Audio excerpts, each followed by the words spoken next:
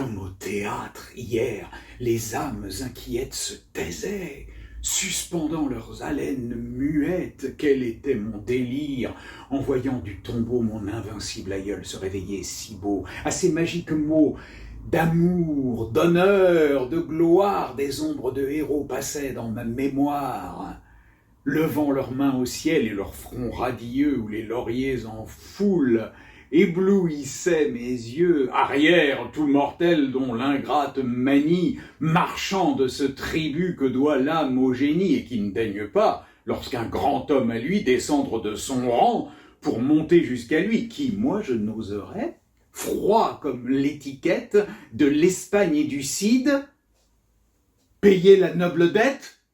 Je me refuserais le plaisir généreux peut-être de servir Corneille malheureux, car si j'en crois Gomez... Mais non, la vieille folle l'a sans doute joué de ce conte frivole. Ce n'est qu'un piège offert à ma crédulité. Richelieu fait, dit-on, des vers. Et sa fierté doit se plaire à combler d'honneur et d'espérance un talent dont l'aurore enorgueillit la France. C'est bien avec raison que ce grand peuple est vain de compter dans ses rangs le poète divin que l'Europe jalouse envie à leur histoire, qu'ils doivent fièrement se partager sa gloire. Je serai à ce prix presque français comme eux. Quel grand nom à citer parmi leurs noms fameux. Gomez tarde à venir. Et mon impatience, devais-je en son esprit mettre ma confiance, pourvu qu'il n'aille pas par quelque sot discours blesser le juste orgueil de Corneille. J'y cours. Mais où? Je ne sais pas seulement son adresse, c'est ici près. Je puis, avec un peu d'adresse, la découvrir, chercher de porte en porte. Eh non! Tout Français doit savoir sa demeure et son nom. La belle, indiquez-moi le logis de Corneille. Corneille? Qui est cela? Comment? À votre oreille, ce nom partout fameux ne serait pas venu? Ce nom partout fameux, monsieur, m'est inconnu. Corneille? Ce n'est pas le marchand de morues, ni l'épicier qui fait le coin de cette rue. Le libraire voisin ne signe point ainsi, et notre apothicaire a nom monsieur Transi. Corneille?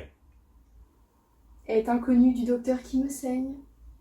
Et ce n'est point un nom qu'on lit sur une enseigne. Corneille est un auteur connu du monde entier. Illustre dans le monde, obscur en son quartier. Quoi, de l'auteur du Cid, vous ignorez la gloire? Du Cid! Attendez donc. Ah! J'ai pas de mémoire. C'est une comédie assez drôle, dit-on. Mon oncle, l'autre soir, y conduisit Marton, ma gouvernante. Ah, bien! Marton, qui toujours glose, hier, pour m'endormir, m'en a dit quelque chose. C'est un vieux qui s'en va quereller, s'il vous plaît, un certain fier à bras qui lui donne un soufflet. Bien, mais l'auteur? L'auteur? Il ne m'occupe guère.